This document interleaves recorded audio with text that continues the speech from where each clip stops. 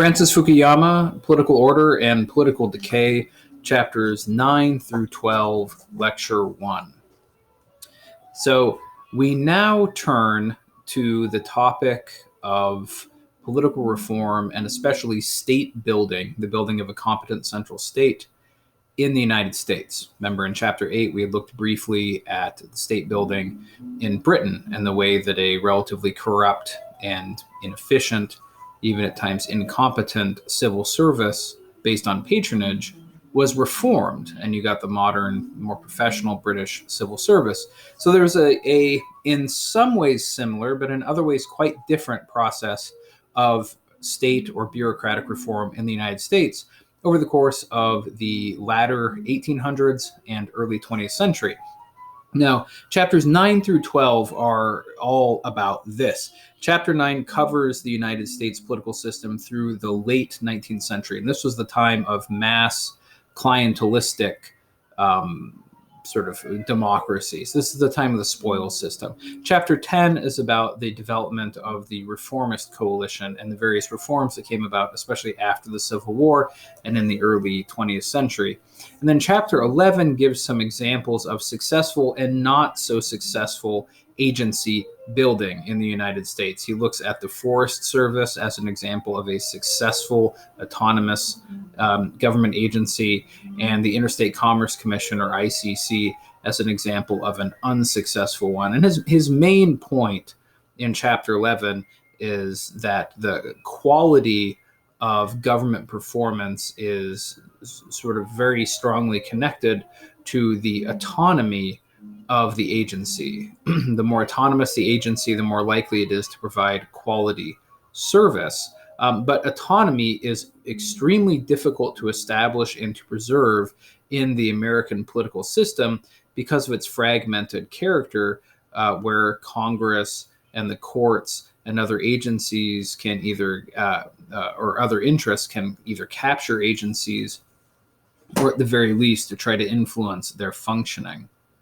Now, in some ways, the key refrain in chapters 9 through 11 is the fact that the United States in various ways has been and remains what he calls a state of courts and parties, which is to say a system where the institutions of constraint, accountability, and rule of law are stronger than the state. And the U.S. has never had the kind of professionalized independent bureaucracy that you tend to find in a lot of places in Europe. So, and then there's chapter 12, which is about nation building, which is related importantly to state building, the way that building coherent national identity is oftentimes an important precondition for building a competent national state. So what I plan to do is in this first lecture, I will talk about chapter 9, the United States invents clientelism, which is about the way that American politics was organized prior to civil service reform. Then in lecture 2, I'll talk about chapters 10 and 11, which are about the reform movement and state building. And then in lecture 3, I'll talk about nation building.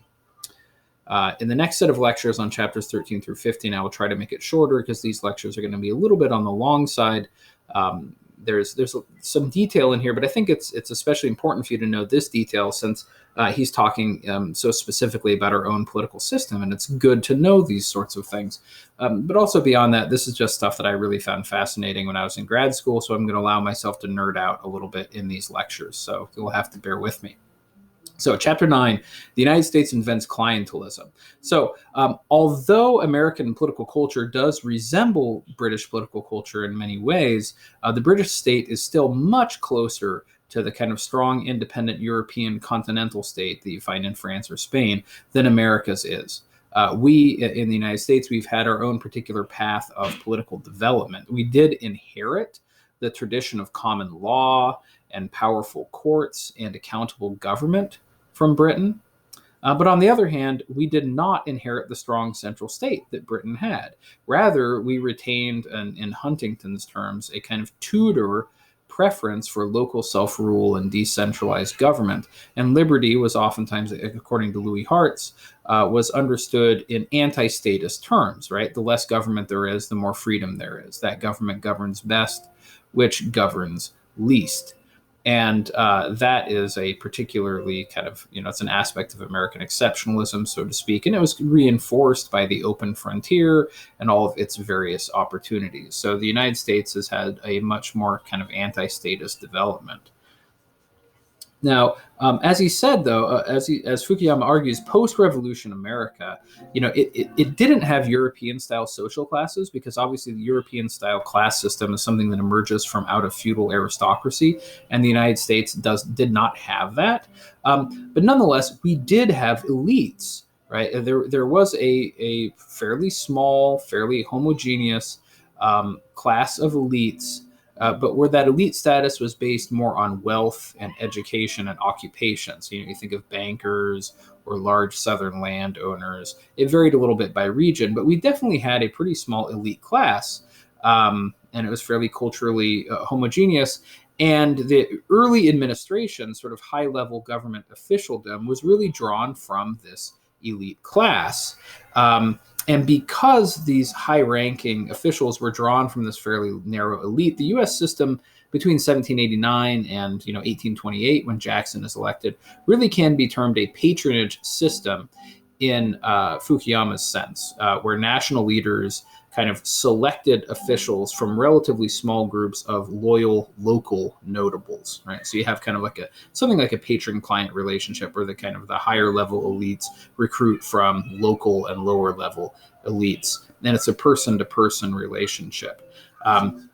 Although Alexander Hamilton was actively interested in building up a strong federal bureaucracy, the election of Thomas Jefferson in 1800 really brought with it the predominance of the view that government should be really quite small and quite limited, and the bureaucracy as small as possible. And so between 1800 and 1831, the federal workforce grew from 3,000 to 20,000. So when Jefferson was elected, the federal government employed about 3,000 people. By the latter part of Jackson's first term in 1831, the federal government employed 20,000. That might seem like a quite large rate of growth, but of course the country itself was still growing at this time.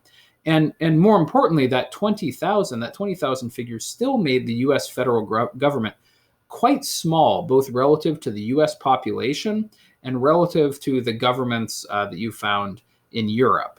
So even at 20,000, that was quite small relative to the total population when you compare the size of the U.S. government with, say, the size of the government in Great Britain.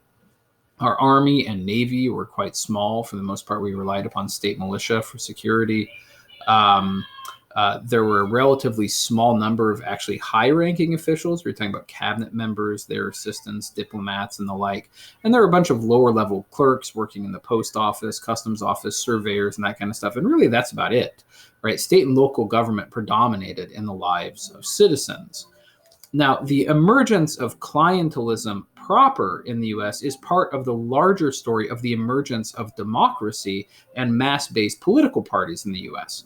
Now, you might remember that with the way that Fukuyama defines it, clientelism differs from patronage. Both clientelism and patronage have in common that they build loyalty through the doling out of particular benefits to particular people. The difference between patronage and clientelism is really a matter of scale. Patronage is really sort of a direct relationship between a patron and a client, whereas clientelism, as he defines it on page 86, to recall, is the large-scale exchange of favors between patrons and clients, often requiring a hierarchy of intermediaries. So you think of the older political parties where you have the boss, and the people below him and below him and below him. So it's kind of a large hierarchical organization where favors are kind of doled out downward in return for loyalty, which is given upwards.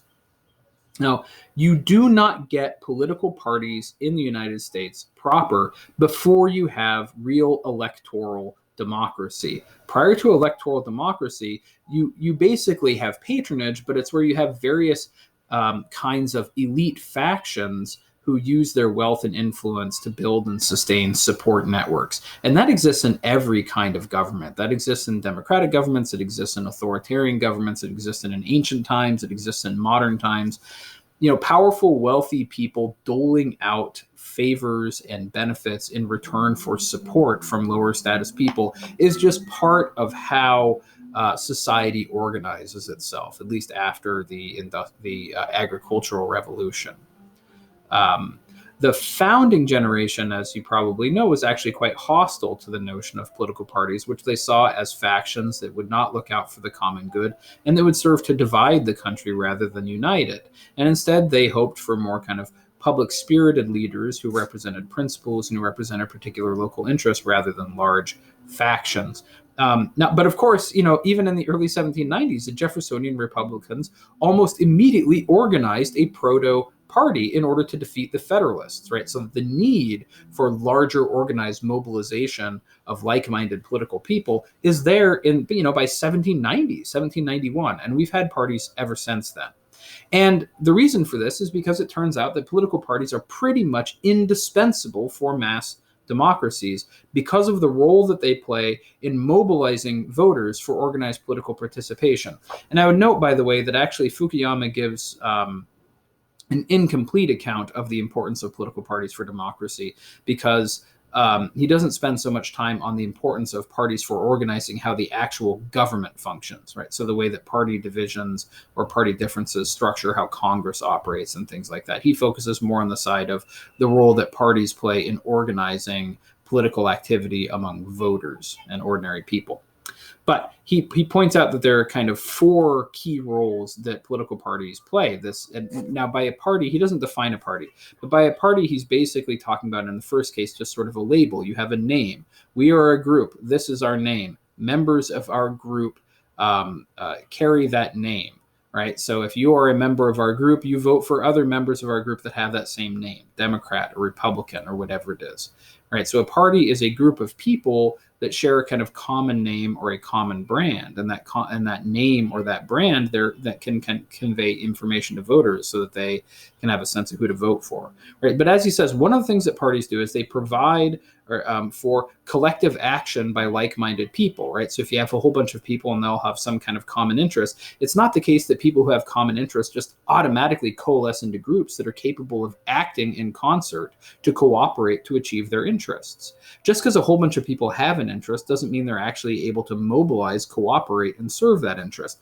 Parties is one way of doing that. It can coordinate activity towards common goals. Hey, we're all Democrats. Hey, we're all Republicans. Let's work for this, that, or the other thing. So it makes collective action possible by focusing it, organizing it. Second function of parties is that they can aggregate different social interests around a common platform.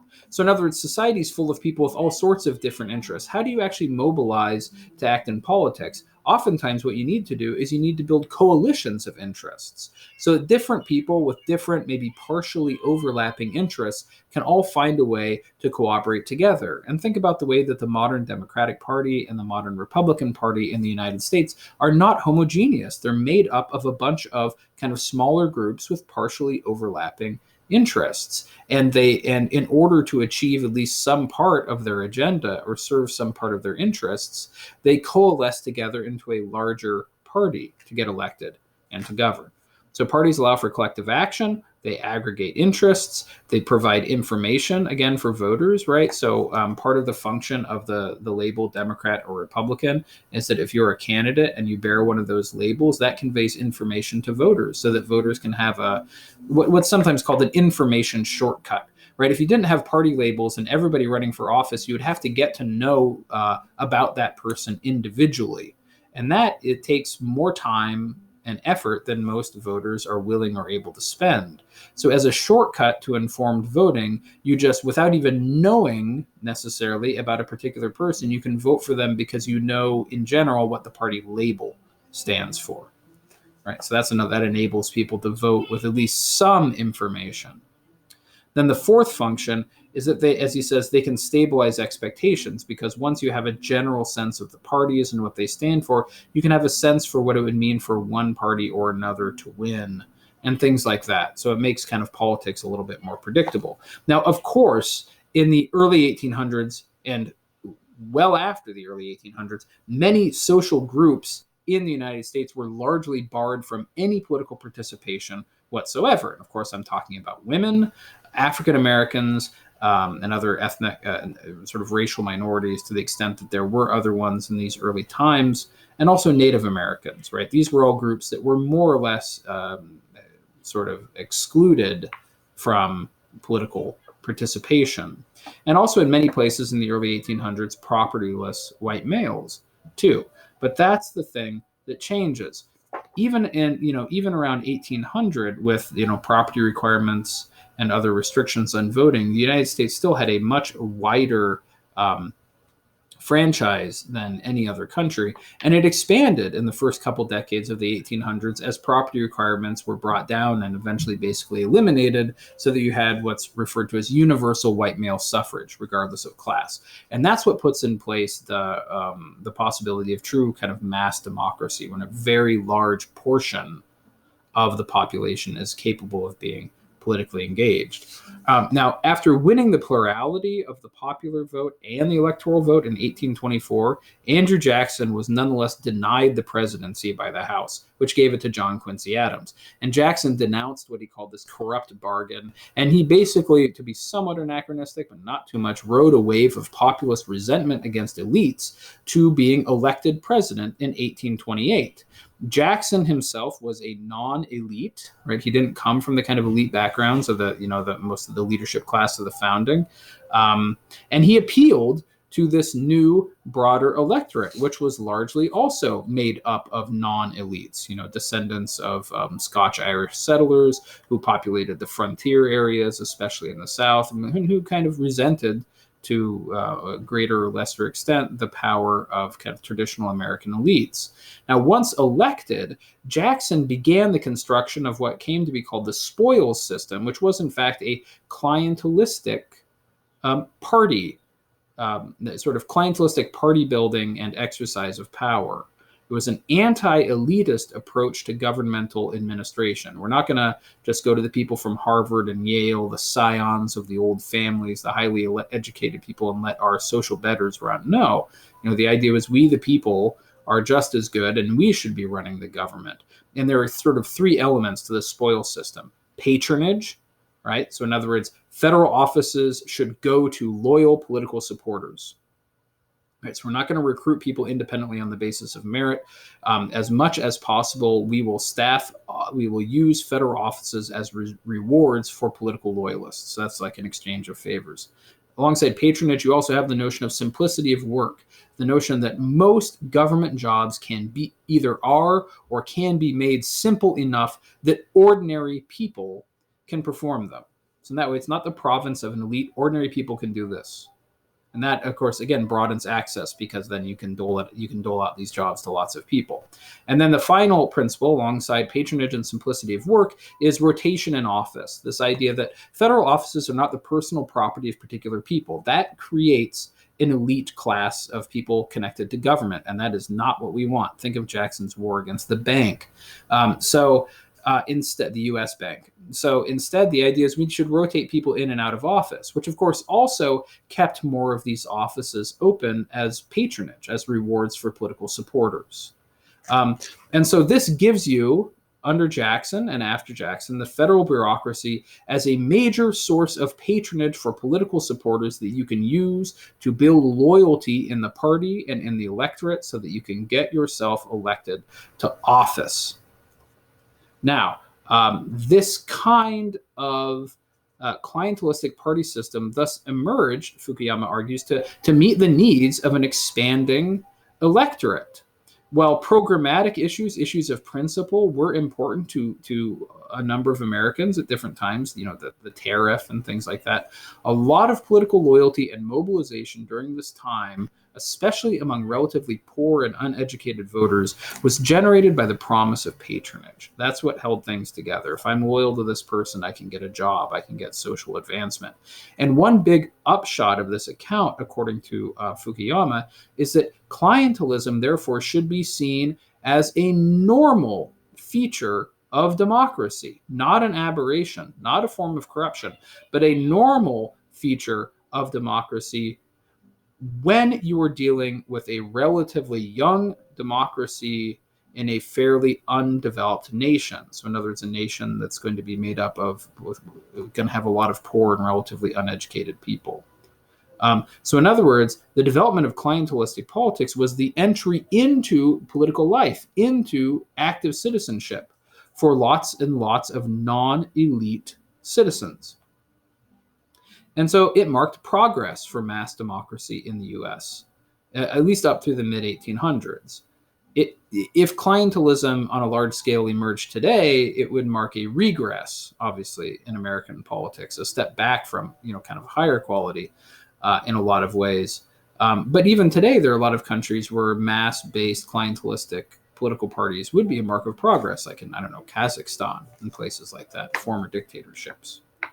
Now, the American political system that emerged from all of this by the early to mid 1800s has been called a state of courts and parties, which refers to the fact that accountability and rule of law, right, accountability through political parties, rule of law through the courts, were more highly developed than was the central state. So the institutions of constraint on governmental power were much more powerful than the state itself in comparison to, say, Prussia or someplace like that, or France or Britain. We had a much less autonomous state, a much less autonomous administration and bureaucracy. Now, in general, during this time, parties carried out many of the functions that in the European countries the state would do, especially when it came to things like selecting personnel. Right, a lot of times the civil service agencies had quite a bit of independence in determining who they hired and who they promoted, whereas through the patronage system in the U.S. it was party leaders who determined who got what post, and it was on the basis of loyalty, not competence. And it was also the case that parties controlled budgeting, right, through Congress. And the courts were oftentimes involved in demarcating the powers of the different branches of government. They didn't simply hear cases, they rendered decisions that were consequential for how political power was organized and wielded, and at times they got involved in substantive policy issues. And so as a result, both the legislature and the judiciary were involved in functions that in Europe would have typically been done almost exclusively by the executive.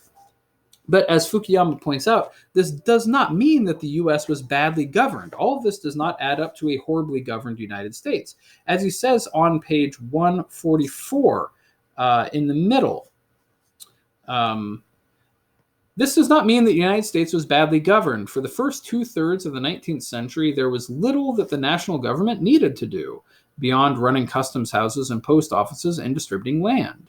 The American economy was agrarian and spread out over a vast territory, localized around isolated farms and villages. There were no significant foreign threats and therefore no need for mass military mobilization. Ideologically as well, nothing in the Lockean inheritance justified looking to the state as the protector of the common good in the manner of Hegel's bureaucratic universal class. End of quotation. So it fit at this time, more or less, not only in terms of bringing people into the process, but broadly speaking with meeting the needs of the nation. So clientelism, it kind of peaks around the time of the Civil War, but then the Civil War itself actually provided a catalyst for some reforms, right? Just as war in ancient China, war in modern Prussia, the pressure of war, the existential pressure of war and its high stakes will oftentimes spur meritocratic rationalization of governmental power. And that happened to some degree during the Civil War in the U.S. The bureaucracy, grew, as did sort of national sentiment. But after the war, things shrank back again, and we went back to the status quo ante in a lot of ways. And for the rest of the 19th century, we really were back largely to a state of courts and parties. The main shift in the late 19th century is that the clientelistic system became more strictly organized in response to growth and changes in American society and in the American economy. So you get kind of more formally organized political machines, especially in the big cities, right? Clientelism was strongest and most organized and longest lasting in the big cities, where these machines were the primary way of mobilizing non-elite voters, an increasing number of whom were relatively poor and uneducated immigrants. And not only did this system mobilize these kinds of voters, but it also allowed for these same sorts of people to become politicians themselves and to increase their wealth, increase their status, and to do so in a way that was different from in the old world. In the old world that they came from, such as southern Italy, you had a relatively small number of oligarchs with a lot of status and a lot of money, and they used their wealth and their resources to build networks of clients through patronage. But that old system, that old patronage system in the old world was based upon and reaffirmed class divisions. It didn't promote social mobility. You could not be, as a peasant client of some local land-owning aristocrat, having that kind of patron-client relationship was never a means to social advancement. It helped you get some things, but it didn't help you rise in the social ladder. Whereas in the United States, politics became an area where people from poor backgrounds and who were relatively uneducated could nonetheless, go up the social ladder by becoming important politicians. And they had to do so in a way that did have more accountability to the common people, because in a patronage, in a clientelistic system like these political machines, in order to sustain the loyalty of voters, you really did have to deliver the goods. You had to give them jobs. You had to provide them with the things that they were asking for, or else they could withdraw their support. So even if these political machines oftentimes were quite corrupt, it nonetheless was also the case that in basic terms, they did deliver the goods. Right? And so that made this a more responsive and more responsible form of patronage than what you had in the old world. Now, these machines were quite complex with several levels of hierarchy, even though they weren't, essentially different, you could say, in character from the Melanesian big man that he talked about in his first book, where there's some big important person who retains power and status by doling out favors to supporters. That's basically what you have. The most famous or infamous example of this is, of course, New York's Tammany Hall under the control of Boss Tweed, which was quite corrupt, but did nonetheless integrate poor and uneducated immigrants into the political system, as well as providing social services that otherwise would not have been provided for. Now, Francis Fukuyama, following the general analysis of these things, does argue, though, that for all their benefits, these political machines ultimately did, in the long run, hurt rather than help the interests of lower working class voters. They're beneficial in the short term because people got particular goods and services in exchange for their political loyalty, but it also meant it took away the pressure for any kind of working class party to develop that had a kind of programmatic platform of reform, something like the Labour Party in Britain. Political mobilization in a clientelistic system is based on, giving out individual favors and benefits, with the result that parties, sort of organized around promoting particular policies for helping the poor, don't really develop in the US in the same way that they do in Europe during this time. So you don't have programmatic working class parties. Moreover, clientelism oftentimes does evolve in a corrupt direction, as party bosses are able to skim more and more of the resources for their own private gain rather than distributing them to supporters. And of course that happened. And this became an increasing problem in the US during and after the Grant administration in the 1870s. At that time, right, with industrialization came the growth of a new and massive source of moneyed corporate power, right, in these new corporations and the industries that they were a part of. And this gave rise to lobbies seeking to influence Congress and local politicians in ways favorable to the interests of these wealthy individuals and organizations. Railroads were especially powerful here in the way that they could use their money to influence congressional legislation, to get congressional legislation to be beneficial to the interests of the railroads. So they had a very high level of perceived corruption. And this corruption grew. Governmental quality, of course, did not, even as there was an increasing need for higher quality government to face the problems thrown up by industrialization and its social effects. But that will be the topic of the next lecture, which will cover chapters 10 and 11 about the U.S. reform movement and some examples of successful and unsuccessful bureaucratic reform.